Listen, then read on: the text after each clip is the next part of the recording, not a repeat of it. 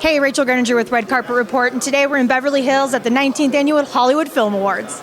So you're here tonight to be honored for such an excellent film that hasn't even come out yet. I mean, how does that feel to know that it hasn't even been released, and so the anticipation is just building? Have you ever been on a film like that before? I've never been in a film like that before, and I haven't even seen we haven't seen the film yet, so we have no idea what it looks like. No, because I think about how that would feel. Like, you've got this great piece of art that you've put all your life into for months and months, and then you haven't even seen it yet. Yeah, it's exciting though. I mean, to have this kind of a reception and this kind of an award given for something is just incredibly exciting, and it validates the work that we did. It was really hard, difficult work, and fun, and we gave everything we had, and I think it paid off. So you guys actually filmed in a very, very snowy terrain. Is that correct, or was that a soundstage in some fashion? No, we shot in a soundstage at the end, but for the majority of the film, we shot at almost 11,000 feet. And he built the set. It all basically takes place in one room. There's some exterior sequences, and then it goes into this room, and when this blizzard comes, and everybody's trapped in this one room, and everything takes place in there. So he built that on top of a mountain, and then they transferred it all to here to a stage, and we went in and we shot there, and then he refrigerated the stage to 29 degrees. So that you can, that's really, really interesting. Yeah. So I didn't know they could do it. No, I usually refrigerate. I'm like, how big, how many motors for a refrigerator would you need, I wonder?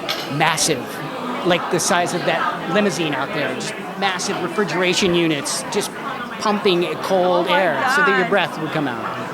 God, that's super incredible. And since this is all about film, what was one of the best recent films you've seen this year? Oh, wow, this year. God, I'm terrible. I don't go see films that much at all. Maybe something you love that maybe how about that? I just watched or rewatched Wim Wenders' documentary of the Buena Vista Social Club. Okay, yeah. Which came out in 1999, but I know you know the album, right? Everybody knows the album. Yeah. It was such a beautifully inspiring movie because these guys, had been totally forgotten, and they were in their 80s, most of them.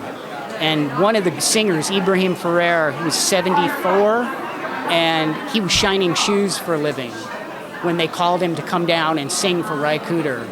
And, I'm trying to think of the... Campe Segundo was the guitar player. He was 90 years old. Wow. And I'm forgetting the piano player's name right now. And he was 80. He had given up playing piano.